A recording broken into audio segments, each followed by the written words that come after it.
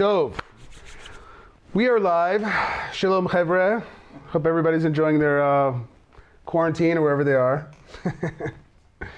Shalom Amir, Elisheva, Baruch Hashem. Mir's here live. So we're going to start.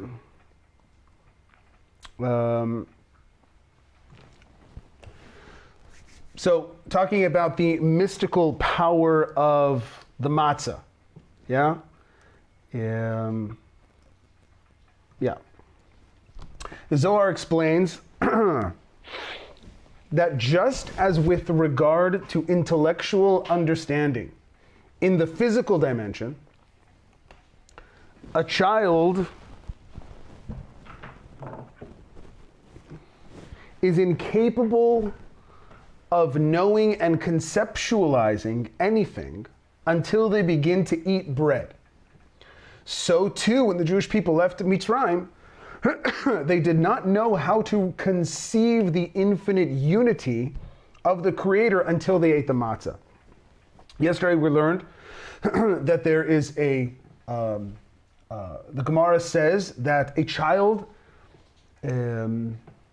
does not begin to have the intellectual understanding or conception of the Father until they start to eat physical bread, meaning in the process of the development of the child, shifting from the mother's milk into food, which by this case is considered the bread. That's really the we're not talking about Gerbers, but we're talking about actually like eating bread. When it reaches the stage of eating bread, then that is considered to be a milestone in the development of the child when they begin to start to shift out of the world of the universe that's just the child and mother, which is an essential connection, we said. And it begins to, so to speak, perceive beyond itself. It perceives the Father. So the Zohar says, just like in the physical dimension, when the child only begins to conceive the Father when they begin to eat bread, so too the Jewish people left Egypt. They did not know how to conceive the infinite unity of the Creator until they ate the matzah. Yeah? Meaning that the Jewish people in Egypt were in a state of consciousness that prevented them from, so to speak, seeing beyond the limitations of the created reality that they were in. Meaning they only saw the universe, the reality they were in, as to being the ultimate reality. They could not see beyond that. Matzah is spiritual bread, whose energy streams into created reality from the supernal land, meaning the Malchut of Atzilut. We said, Hamotzi lechem min haaretz has two meanings. Hamotzi lechem min haaretz can mean basically, physically, literally, bringing bread from the land, the wheat growing from the earth. But spiritually speaking, regarding the matzah, hamotzi lechem, spiritual bread coming from the supernal land, which is the world of Atzilut, which is streaming from the Malchut of Atzilut. This energy that is coming from the supernal mouth of God, because we said the Malchut of Atzilut represents the mouth of God, is drawn down into the physical matzah, enabling the person and their divine soul to know and recognize He who spoke and the world came into being. Yeah? Which is from the Baruch She'amar prayer, which is a very awesome meditation to do while we're saying Baruch She'amar in the Siddur. Okay? Baruch She'amar v'ya olam. That talking about the speaking the world, projecting the world into reality. So that energy is coming from the Malchut of Atzilut, referring to the light that is being converted from the infinite transcendent potential energy into the Malchut, which converts it and then now is projecting all created reality into existence. So the energy is coming from Atzilut into the physical matzah, and just as ordinary energy is drawn down to the nefesh hasichli, the conscious mind, the intellectual soul, by eating physical bread, so too when we eat matzah on Pesach, It draws down the energy to enhance the conscious awareness of the divine soul. It's nourishing and feeding our higher conscious selves. This grants it access to a dimension of divine light higher than it possesses on its own. So it's also developing, just like physical bread develops the physical body, so too the matzah develops and nurtures the spiritual aspect of who we are. So now chametz represents rising up in elevation, becoming puffed up, litpoach, ascending and lifting oneself up. In contrast, matzah does not rise at all. Yeah, the two main distinguishing factors between chametz and matzah is that chametz rises, leavens, levitates, whereas matzah remains small. This reflects the approach of awareness of self, which gives rise to pride and arrogance that characterizes the klipa. What does chametz symbolize? It represents awareness of self. I take up space. I exist. I am. And so from there, it can turn into pride, into arrogance, which is the klipa. Matzah, by contrast, represents humility and surrender, and the willingness to negate one's will, to negate one's self. It is well known that during the Egyptian exile, the Jews were very bound to the lowly material realm. The Hebrew term for Mitzrayim, for Egypt, is Mitzrayim, which means Metzarim, which means limitations, boundaries, straits.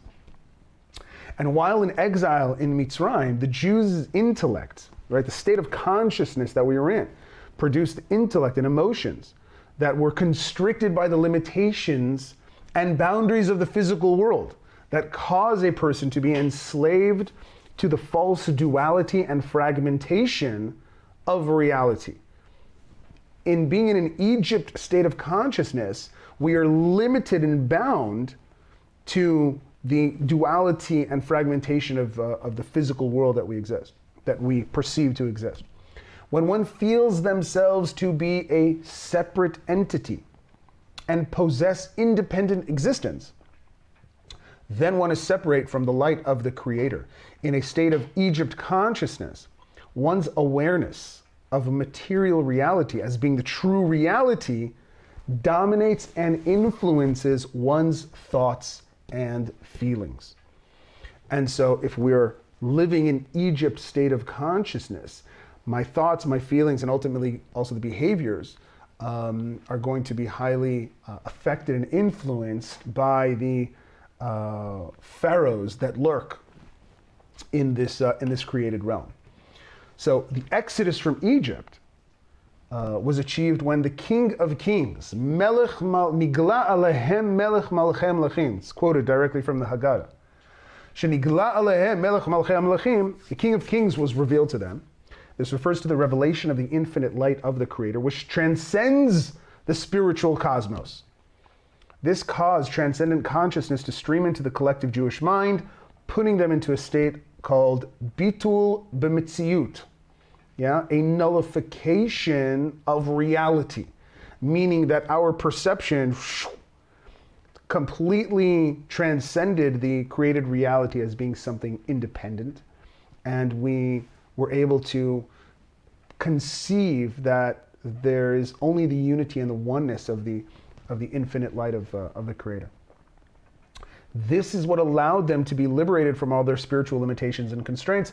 And similarly, they left Egypt in an actual physical sense, this being the natural result of the inner spiritual liberation they experienced as a result of the revelation of the infinite light. So there was the spiritual liberation, and that is what triggered the physical liberation. And there's a huge secret in understanding kind of the cause and effect of reality, meaning that when you find yourself in a state of limitation, constriction, you find yourself trapped, yeah, between a rock and a hard place, then in order to physically liberate out of that state, there has to precede it, first of all, spiritual liberation. First the spiritual liberation, and then the actual liberation. So first we work at like the root of what is happening, and then the projected reality that I'm experiencing right now is changing. The way the world usually works, and I think we talked about this yesterday, that you have to deal with a virus, so you got to try and find a vaccine. You're dealing with things. You're trying to get to find a solution to the problem from within the limitations of reality. And what the mystics are teaching us to go to the root of what is happening in the projected reality. And the root is always a spiritual connection that we have to the divine. So they first ate the matzah, which represented a lower state of awareness, not bitul b'mitziut, but bitul hayesh. Bitul hayesh is when I am in a state of awareness of self, but I put aside my ego. I nullify my own will, and I surrender to your will. And so that was the step necessary in Mitzrayim to, first of all, step back and say, okay, maybe it's not all about me. Maybe it's not just about my ego. And when we surrender to the will of the Creator, that's what allowed the actual physical liberation itself. And that's what also initiated the higher awareness state, which is called bitul b'mitziyut. All this began with the plague of the firstborn, which took place after midnight. Nevertheless, initially they were commanded to eat matzah before midnight. As it is written, in the evening you shall eat matzot. In the evening, meaning before midnight. Mystically speaking, what does this mean? This refers to the nullification and surrender of one's will that comes as a result of a lower level of fear. In this state, one still feels their own independent will, but acknowledges the power of the Creator and is humbled before Him. So this is what the Zohar calls yirah tata'ah versus yirah ila'ah. It's two kind of concepts, which translates literally to lower fear and a higher fear. And the lower fear, which, I don't know, just my chesedic neshama just has a hard time with the whole idea of the fear. But when you try and like really kind of dig into what fear really, really means, I think it really is a sense of awareness. Having the fear of heaven means being aware that there is something beyond me and that I can't just do whatever I want, meaning there's rules to the game, and I want to try and be in alignment with those rules so that everything works in the right way and I don't break anything and I don't mess anything up. So that's called the lower level of fear, which means having that basic awareness that, wow, yeah, the Creator wants me to do X, Y, and Z, does not want me to do A, B, and C. And so when I humble my own independent will, instead of saying, okay, I'm not going to go have a barbecue on the beach on Shabbat with my friends, but I'm going to sit at home, I'm going to have some kugel. So that's called the lower level of fear, the lower level of awareness, nullifying the individual self for the higher will, for the higher supernal will. And if you already keep Shabbat, and that's not a big deal for you, then it can be something as simple, I say simple, but it's not so simple, as having an argument with your friend or spouse or sibling or whatever it is, where you have to compromise, and it's not, what he said versus what she said. It's not this constant conflict of interests where I can humble myself. And Hashem now, what would God want me to do in this case? When she asks me to do the dishes, instead of coming up with some, bad excuse like, I'm tired, I did it last week, humbling myself and saying, Hashem would he would probably want me to do the dishes. So, okay, sweetheart, I'll do the dishes. That's also called having a lower level of fear, lower level of awareness.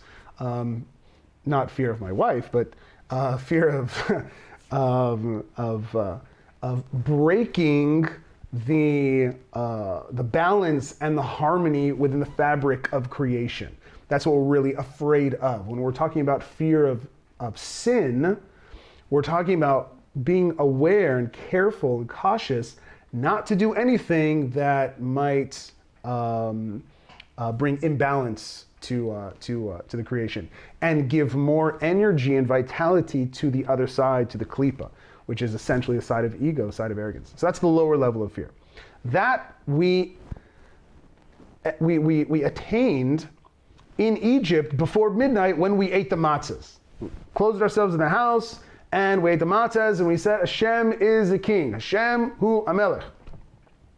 And then after midnight, that's what allowed us, that was like the trigger, that was the vessel that allowed us to actually experience now the higher level of fear, the bitul b'mitziyut, which was the revelation of the infinite transcendent oneness of the Creator, which gave us the perception, the experience that there really is no other reality other than the reality of Hashem.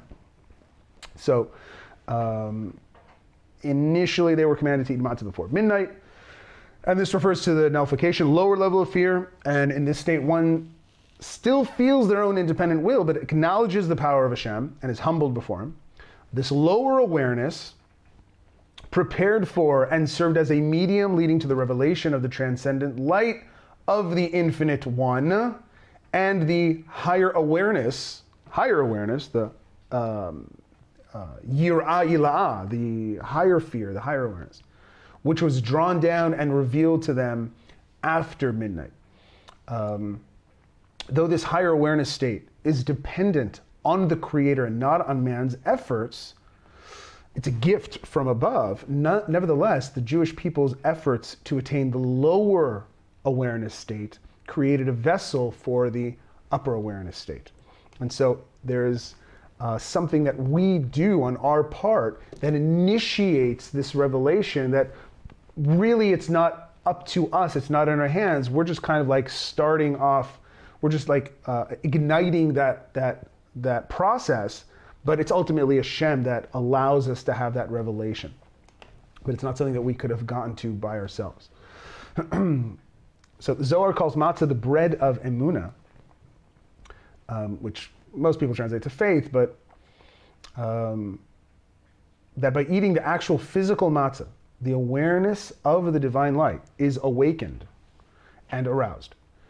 It allows one to transcend the limitations of their own understanding and rationale and cultivate the simple awareness of the truth of the infinite one.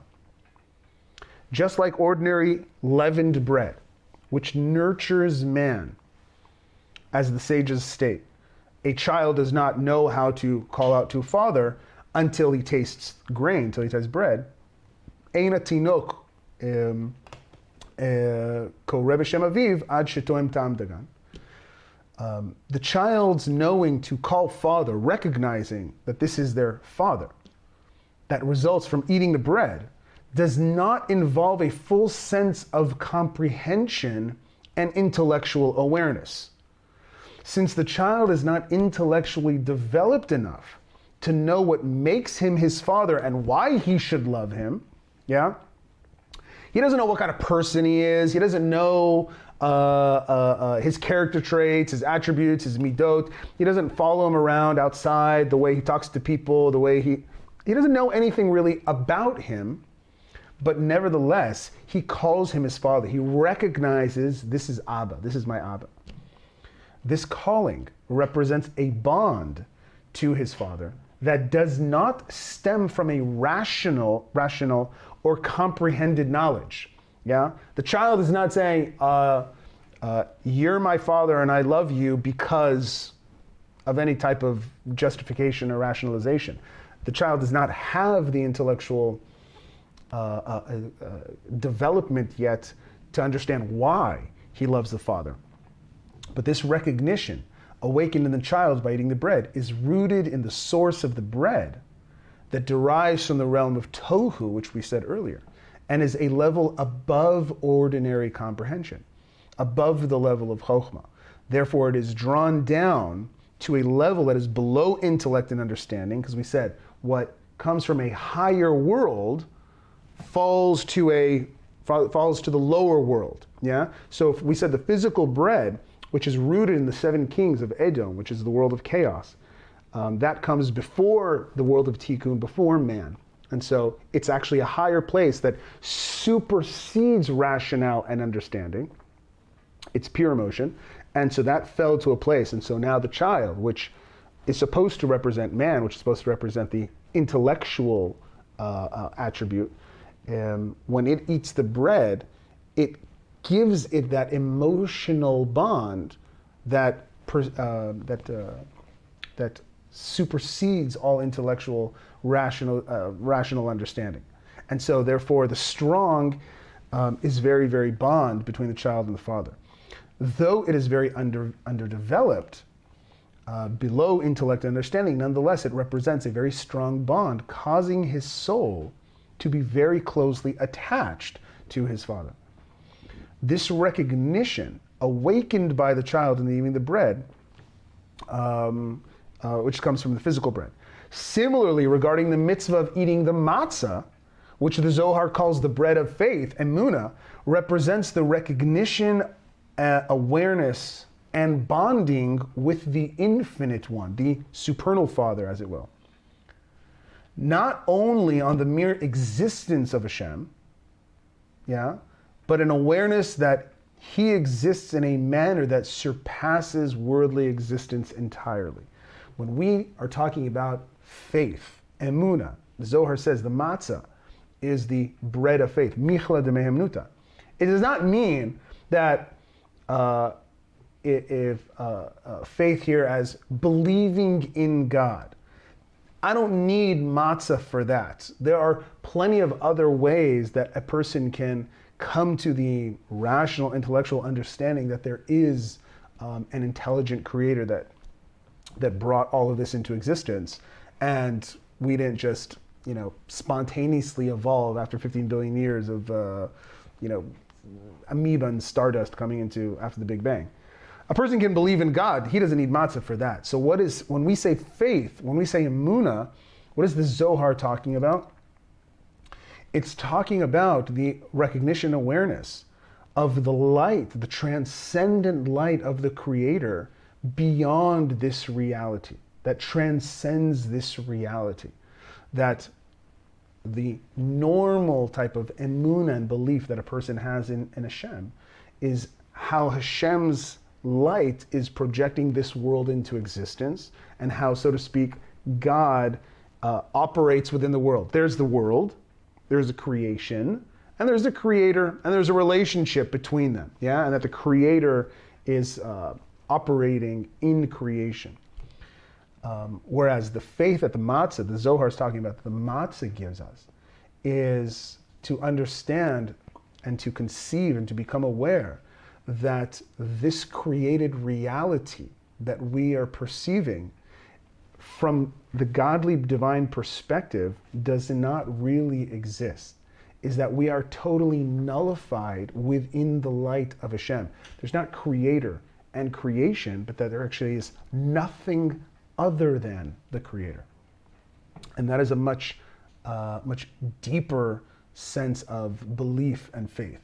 So that's what the matzah is coming to strengthen us and nurture us to be able to perceive and to feel, not intellectually. Remember, just like the child doesn't intellectually understand who his father is, but he knows, wow, that's my father. So too, the matzah is giving us the ability to perceive and to conceive that ein od milvado, there is nothing other the oneness and the unity of the Creator. And just like the rays of the sun that give heat and warmth and light to our solar system, yeah, that the rays of the sun that we are experiencing as something far away from the sun. Imagine, though, that the rays of the sun as if they are still rooted in the sun itself. Meaning the rays of the sun don't really have any expression while they're at the root, in the origin, at the sun itself. The rays of the sun only have expression when they emanate out of the sun. And so too, we have to kind of think of reality in two different ways.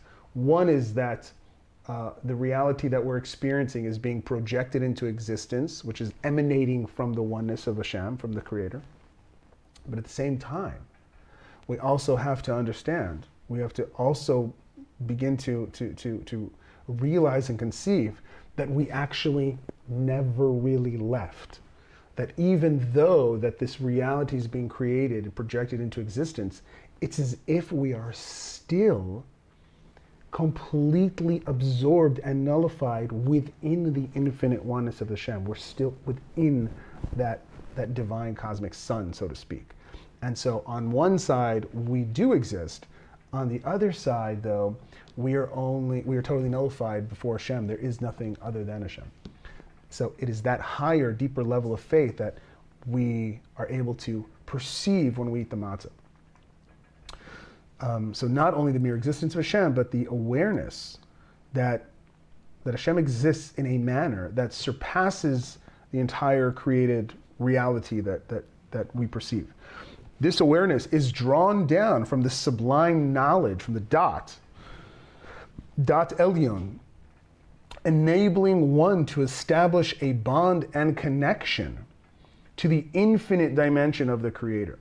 Yeah, not the part of the Creator that is within the created reality, but to be able to transcend beyond the limitations of creativity, to exit that ultimate Egypt, and to be able to be completely absorbed back into the oneness of Hashem. The recognition that is awakened from eating ordinary bread, however, refers to the ability to recognize an entity in this physical material world, which stems from the physical bread that comes from physical earth. The bread of the matzah, though, eaten on Pesach, by contrast, is drawn down from the supernal earth called Malchut of Atzilut, which converts the infinite light to finite light that projects all created reality into existence. We said that's the mouth of Hashem. Its power is enclosed within the matzah, physical matzah, and when we eat the physical matzah, it enables one to call to the supernal Father and create a powerful bond. So on Pesach, the Arizal says that, so to speak, we were in a pregnancy state of consciousness. I mean, we were just born and we were in this baby-like state, in this this primary state of development called Ibur, Mochin de Ibur, Kabbalistically speaking. And when we ate the bread, it was as if now we are coming from this primitive child consciousness that only perceives the reality, only perceives, so to speak, Mother Nature, only perceives the mother, the reality that is embracing us, right? When we eat the matzah on Pesach, that's when we first kind of, so to speak, open up our eyes and we're like, oh wow, Abba.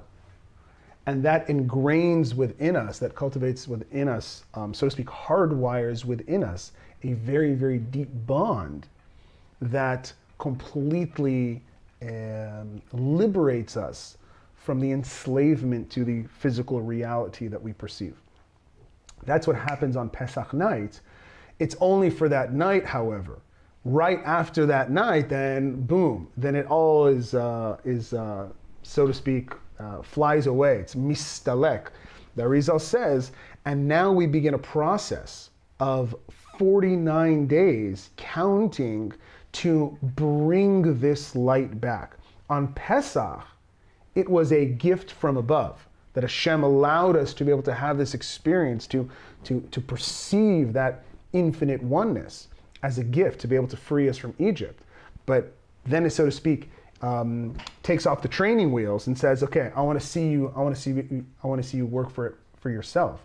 And so after Pesach, then we begin a process of 49 days 49 days, counting every day, working on ourselves and re-attaining the level that we achieved in Pesach, on Passover night, but not from a place of a gift, but from a place of genuine, authentic growth and development and self-work. And so then we reach Mount Sinai, which then is the holiday of Shavuot, which is the revelation of the infinite oneness of Hashem that is being revealed to us through the work that we did for those 7 weeks. So we can kind of see that there is a very important connection between this entire period from Pesach, the 7 weeks counting of the Sfirat of the Omer, and then finally culminating in the Mount Sinai, the revelation, the giving of the Torah.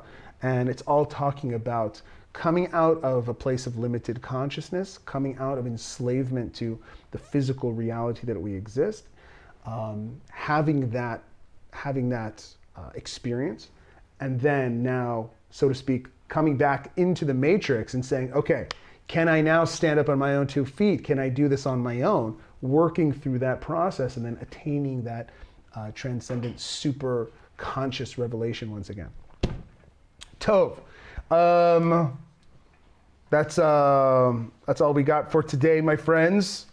We're going to continue with the other part of the discourse and start to go a little bit deeper into the mechanics, into the specificities of the Passover night, which is why these 15 steps. Why do we drink 4 cups of wine? Why do we break the matzah? Why do we have to dip in the salt water? And all of these things that are going on become very, very, very incredible and amazing to do these in a meditative state, in a intentional state on Passover night. Just makes it infinitely more powerful. So, yes. Shalom, my friends. All the best. Bye. Yoshua, Ephraim, Amir, Elisheva. See you guys.